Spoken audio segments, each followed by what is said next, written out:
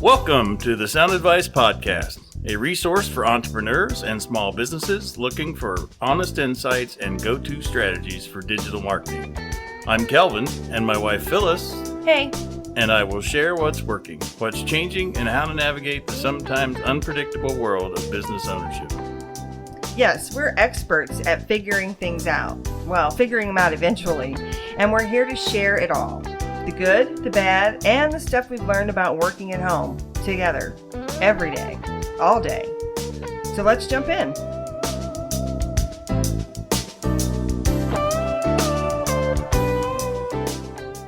Welcome to the Sound Advice Podcast, and thanks for being here. I'm really excited today. We've got a great guest. My friend Teresa Cleveland is with us. And if you don't know Teresa, you really should get to know her.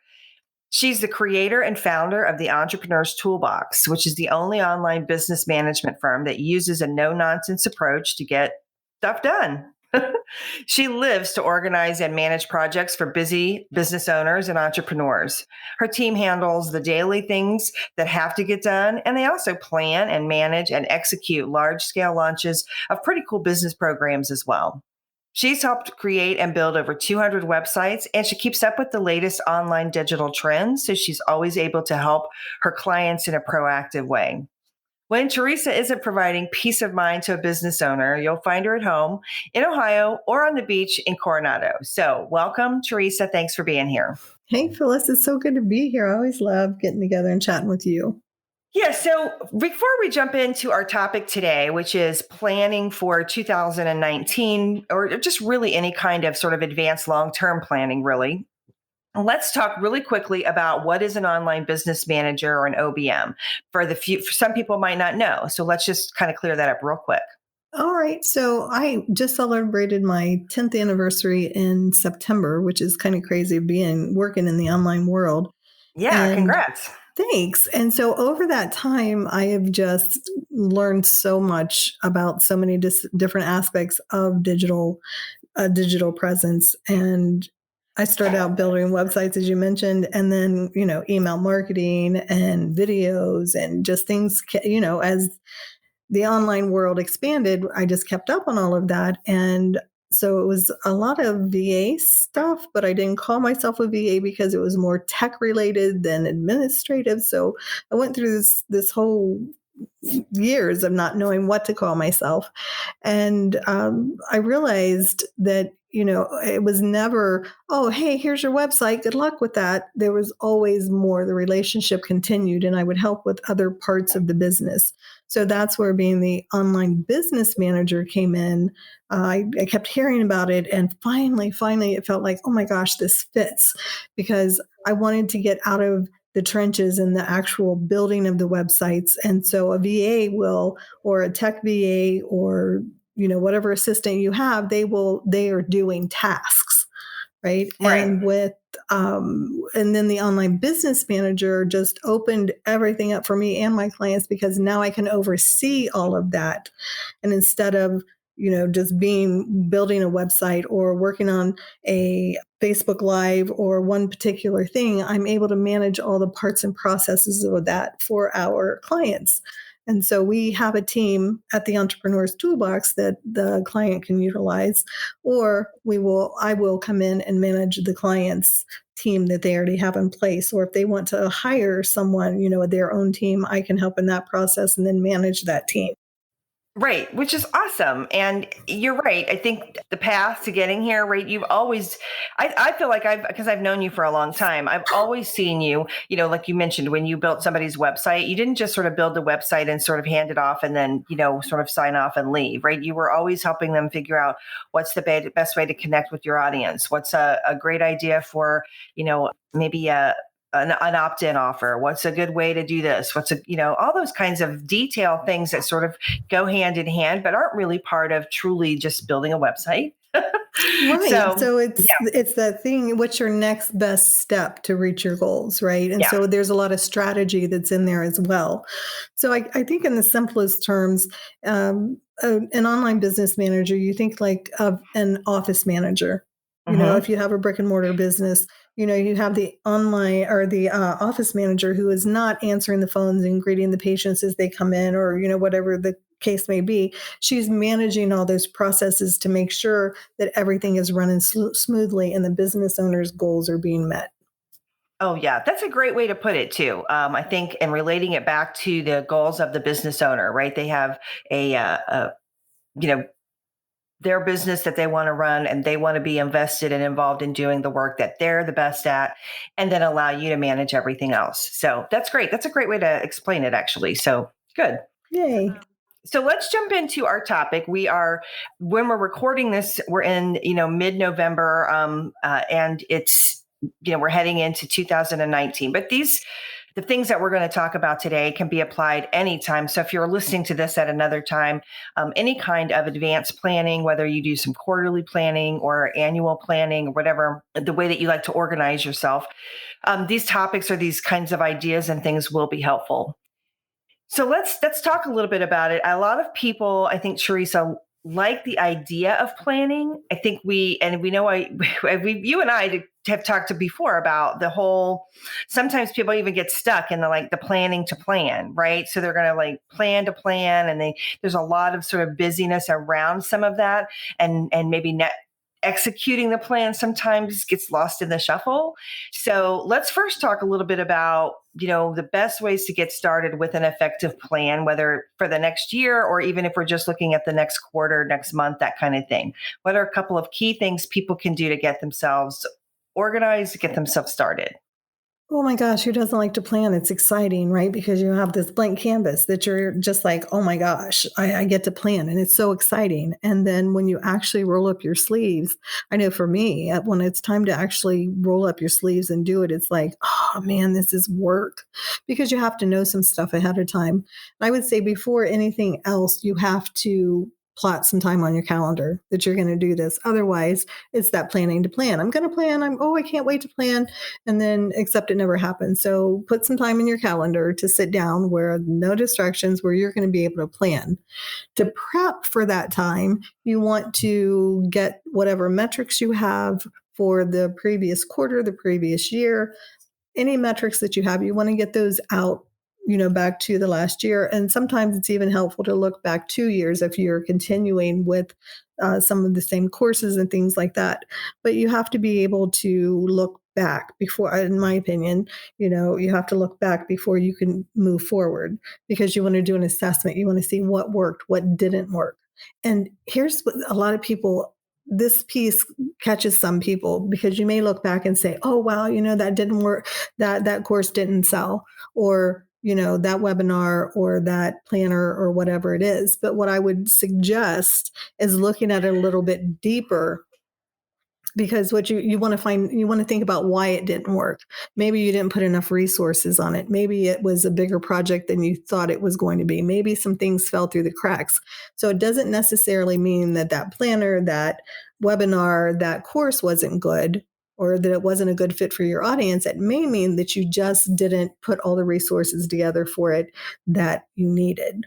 So that assessment isn't just, oh, did it work or didn't it work? You want to go a little bit deeper on that. So that's like pre-planning to me. You have to know those things before you even sit down. Yeah. Or that's the first part of your planning process. If that's, if you allocate some time to it, that's probably it. That is a great first step. And I agree. I like the part about sort of digging in a little bit deeper. It's kind of like we do with Facebook ads and some of those things, right? There's a lot of variables. So maybe you change the picture, or maybe you change the wording, or maybe you tweak, one or two things to see if it performs better. And I think in your example of looking back at some things that worked well, obviously, and then some things maybe that might not have worked out the way we had hoped, just instead of just sort of Xing them off or something, maybe looking into, well, was the concept a great idea? If it was a great idea, maybe it wasn't executed well, or maybe it was executed well, but we didn't give it enough time, or whatever, right? Everybody's going to have a different place around that. Absolutely. And sometimes, guess what? It just wasn't a great idea. And that, mark that baby off the list and get it off out of your mind and off your list, so that you can free up that energy so that you can create something else. Right.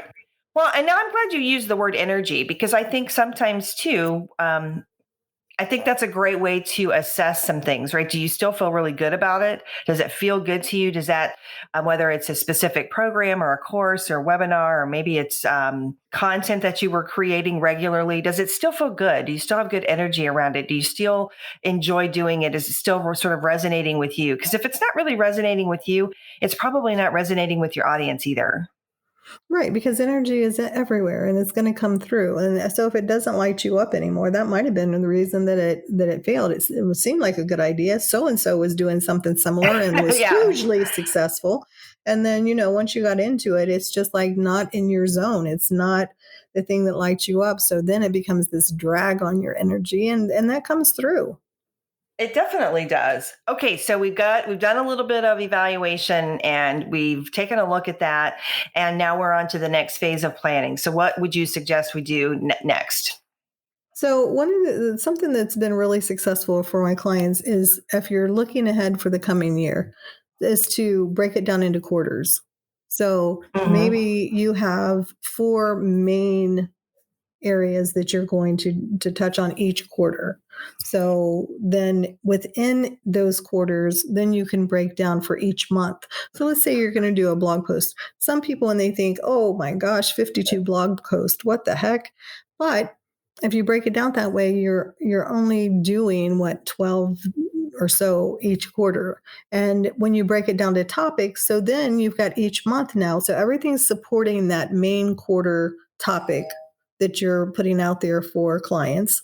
And so then in the first month, those four different weeks, whether you're doing a podcast, because I know you are queen of making repurposing content. So I know you love this. We So try. you take that, you have the podcast, you have your blog post, you have your social media post. All of that is going to support your topic for the month that supports your main topic for the quarter. So when you break it down like that, it's so much easier, because you think of anything that you do, anyone who's listening, think about what you do in your business. You can't tell me that you can't write 4 different things about a certain topic in your business. So it just makes it so much easier. And then your energy, you're focused on that. And so your energy is going to come through and your audience is going to love it and connect with it. So I would say, and that's like from a bird's eye view down to the details. But when you're looking at the year, look at the 4 quarters, figure out what your main 4 topics can be, and then break it down from there. Yeah, that's a great idea. It's almost kind of like a little recipe, right? Because then it becomes easier, right? You've got your main sort of thing that you're building or creating or mixing up, making, whatever. Mm-hmm. And then, then you've got like the little individual pieces. And I know, Teresa, this is one of the things that kind of comes naturally to you, is sort of taking big ideas and sort of things like that. And then, again, breaking them down into pieces. And I know that's not as easy necessarily. It doesn't come naturally to everyone. So for those of us who don't necessarily, break things down that way or see the processes quite as easily, what 1 or 2 tips could you give them to see, just to be able to find that maybe a little bit easier to do? You know what? Look for trends. Look for trends in your audience. One of my clients is a teacher, and so he does his based on the school year, the school, or not just the school year, but a year in the life of a teacher, the ups and downs. So certain holidays, there's summers that are off in ways that are able. He just is able to support a teacher through that whole journey year round. So it's not just creating lesson plans and things like that, because he's very much about the work-life balance. So look at your audience. What are the trends? Are there any holidays in there? Jot those down. Are there any big... Well, you could do this. I could see doing this around that. Yeah, I like the way that you're doing this. I could see doing this too around, again, a lot of businesses do have a little bit of a seasonal aspect to them, right? So knowing like, if your biggest sales times are, through the summer months, let's say, then you're going to want to spend most of maybe April and May really gearing up and getting all of the tools and essentials and resources together for your big sales push. Or those kinds of things, right? So I think that's a great way to get things rolling, especially if this is not a natural part of your process. Right. So all I know is going to say, if there's a big convention that happens annually in your industry, is there something that you can plan around that so that, that to get people excited about that? I sat down with a client the other day. She runs ads in a national magazine. So we mapped out we didn't have to have all the details. We just had to go through and decide where she would be running ads. And she does retreats in maybe March, late February, early March. So her ads, as we laid those out, it was to support that. She's going to be doing some in the fall. So the ads will support that. Again, we didn't have to have all the copy for the ads or any idea about the ads. We just knew that this had to happen in this order. And then we also, there are certain write-ups that she could do. There were bonus things that she could do. And so we, mapped those out. And some of that was based on the magazine's readership and where their highs and lows were. So, having a good idea of your market, where your market hangs out, the different trends in the market, then that will definitely help help you create that plan. And of course, when it comes to creating the content and all of that, that's all based on your audience and what's relevant to them. Right. Well, yeah, that's a great example. And you're right. Like at this time in planning, especially if you're planning for a year or even just a quarter, you don't have to get into the nitty gritty details just yet. You just want to sort of say, okay, I know in January I need this. I know in February I need that. I know whatever. So, and if there's some people who are listening who are kind of new going, I don't have 2 or 3 years to look back. I don't have some of those kinds of things.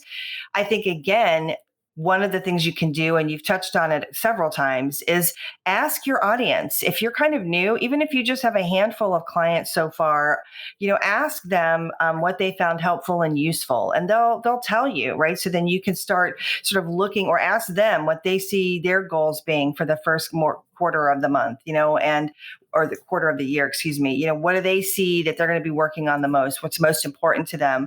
And when you have a good understanding of that, it does really make it easier than to sort of plan what you'd like to be able to do to support your efforts.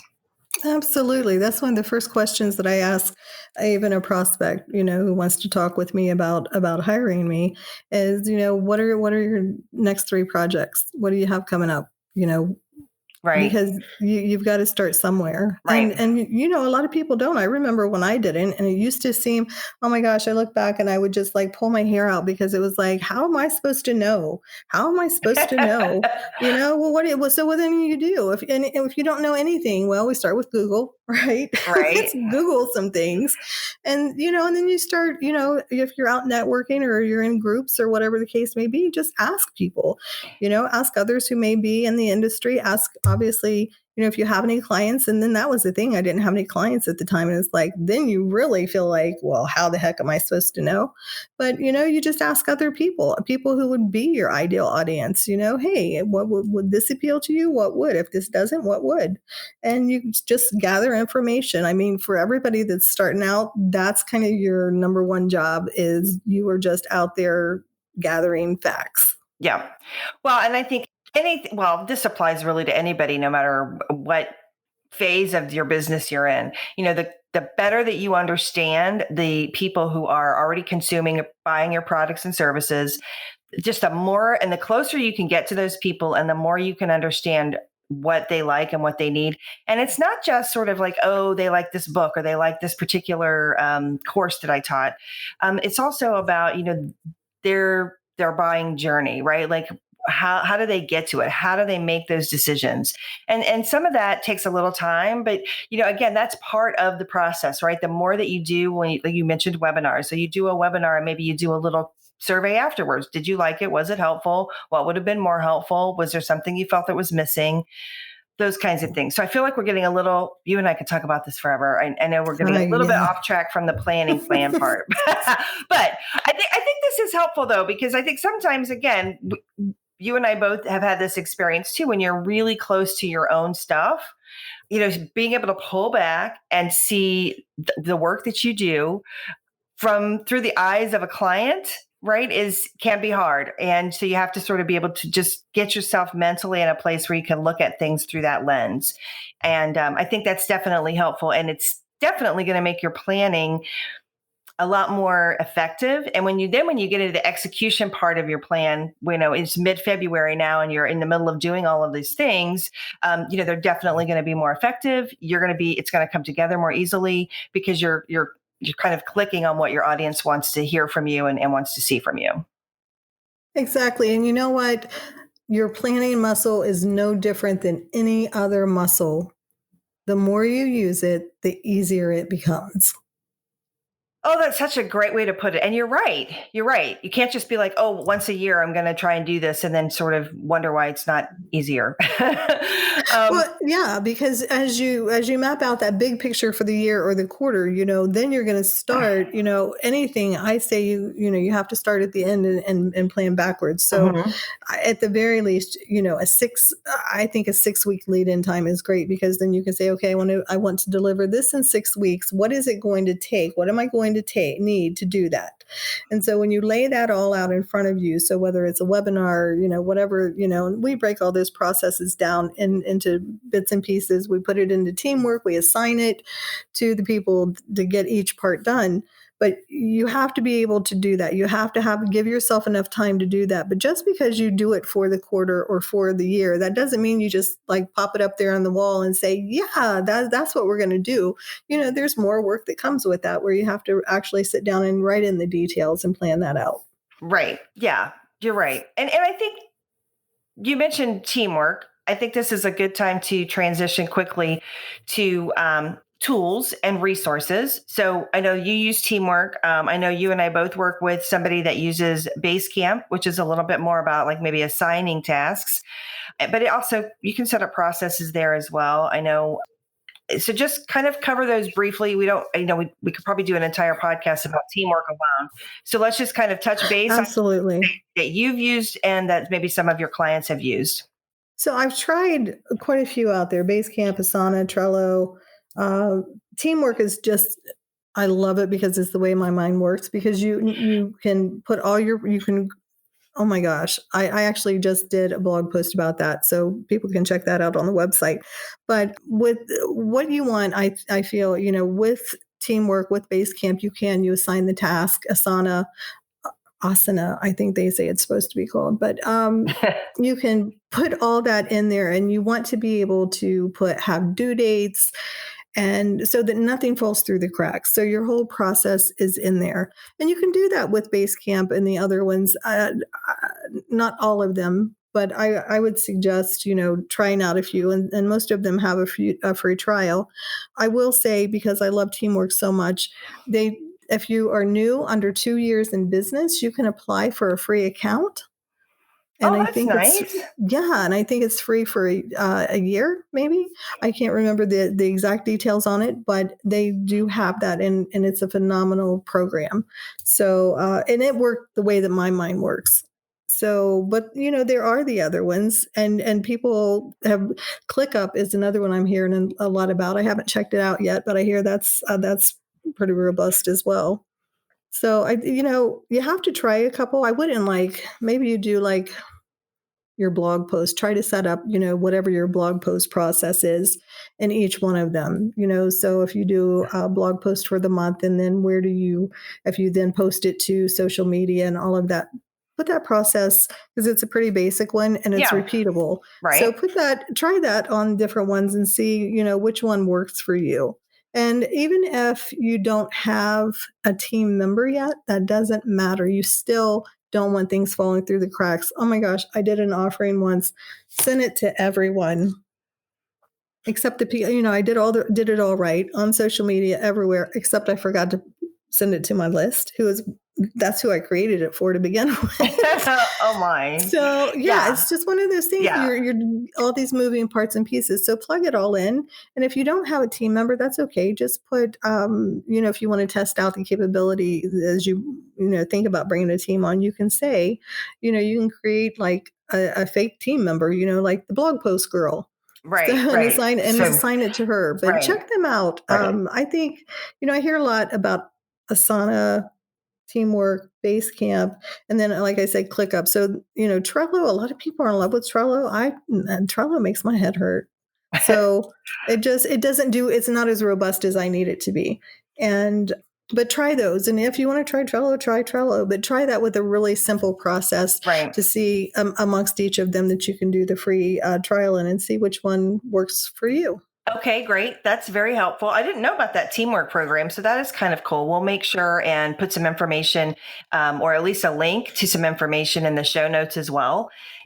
I'm old school, and Teresa knows this about me. I'm in the process, and Teresa's helping me putting together processes and things like that. And we're starting with like my some proposal processes, and we're starting with some things that are like she mentioned, repeatable things that I do every month over and over and over again. We're starting there, and we're building it out from there.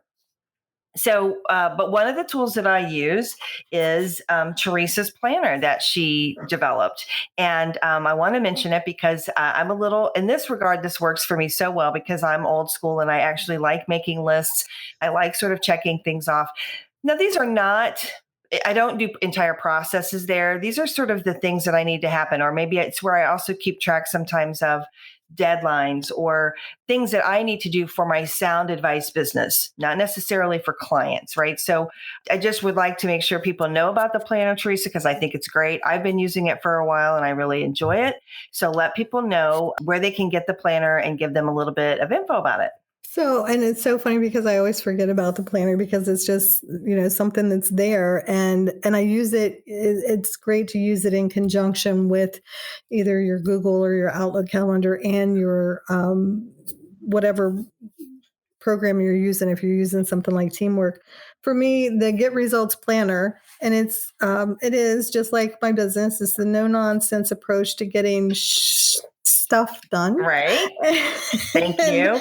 I want to keep my podcast clean. Yes. So the planner itself it's got a weekly view. You've got a place where you can jot down all of those ideas so you don't lose them. So there's like an inspiration vault so you can jot those down. If you've got like a small project, I sometimes use it from a grocery list. Right. So whatever it is, because it's all about your whole life. So I created this probably about 12 or 13 years ago now. And then I created it for the way that it worked. My life worked back then. And then in the meantime, I've tried so many different planners and they didn't do what I needed them to do. And so I just took the old one out and brushed it off and then put it together in a way that it works with my life today. So it has 5 weeks in it because some weeks, some months, we go into that 5th week and it's just so annoying to have to start a new planner. And then there's a place for projects. And for anybody who's doing pitches, there's a place where you can track those. If you're pitching, like I do I like to be a guest on podcasts. So we keep a list of those in there. And then there's even an end of month. There's an end of month tab where you can just put it right there in tangible, the things that you're going to measure for the month. And then I also at the back, because it's hard when you have a monthly planner, sometimes, you're planning out several months. Right. And, maybe it's a convention, maybe it's a meeting that you're scheduling that's out, but you want to be able to look ahead. So there's 3 extra months in the back on a monthly view. So it's got a little bit of everything. Yeah, it is. It does. And it's really great. And I like it. One of the other things I like about the fact that, I like that it's 5 weeks. I also like that, you can start at any time, right? It's basically blank, right? And you start whenever you want. Because I also like that, let's say if I'm going to take a week of vacation, like I might not use my planner that week, right? I'm not keeping track of those kinds of things. So I'm skipping a week, which like in a regular planner that's all laid out, I know this is a little thing, but it drives me crazy, right? Like you have all this, like it's sort of wasted, right? Like I don't have anything there. I didn't use it. I don't know. So I like this. It feels really efficient to me. So and then within each week, I forgot to mention, within each week, you have your whole daily in there as well. So there's a place to journal or keep notes of things that are going on that day. So it's definitely something that, nice to keep handy on your desk as you're making phone calls, doctor's appointments, clients, whatever the case. and then you can jot things down there. I can't tell you how many times I've gone back even several months and of calendars because it is monthly, and just to look to see like what was that. Right. So and notes and it's very ideas. handy for that tangible. Yeah. For that tangible, and when you write it down, they say that it engages that other part of your brain. So, where my Outlook or my Google Calendar or even Teamwork has the big things, there are like ticklers and things that I can just pick it up at a glance, and I don't have to log in or I don't have to go somewhere online. I can just sit here and see at a glance what's going on for the month, the week, or the day. Yeah, which is great. So let people know where they can get the planner. The entrepreneurstoolbox.com/get results. And we'll put a link in the show notes, right? Yeah. Oh, absolutely. Yeah, we definitely will. And so, and as we wrap up, Teresa, let people know what is the best. First, they can get the planner at the Get Results tab, and we will definitely put the link there. But if people would like to connect with you personally or get in touch with you, what is the best way for them to do that? Oh, sure. You can email me. Well, just hop over to the website, the entrepreneurstoolbox.com, and hit the contact tab, and you can email me there, or you can find me on Facebook, the Entrepreneurs Toolbox. I'm on LinkedIn. I'm on Twitter, but I don't do much on Twitter these days. Okay, so the preferred method would be through your contact form and our Facebook. Sure. Okay, great. Well, we will put links to all of those also in the show notes. And Teresa, I want to thank you for being here and for helping us get some real meaty basics together for successful planning for 2019. Thanks so much. Thanks for having me. It's been a pleasure. Thanks for listening to the Sound Advice Podcast. Be sure to visit soundadvicesales.com to join the conversation, access the show notes, and discover our fantastic bonus content. If you loved this episode of the Sound Advice Podcast, head over to iTunes, Stitcher, Google Play, or wherever you get your podcasts to subscribe, rate, and leave a review. We'd love to hear from you. Until next time.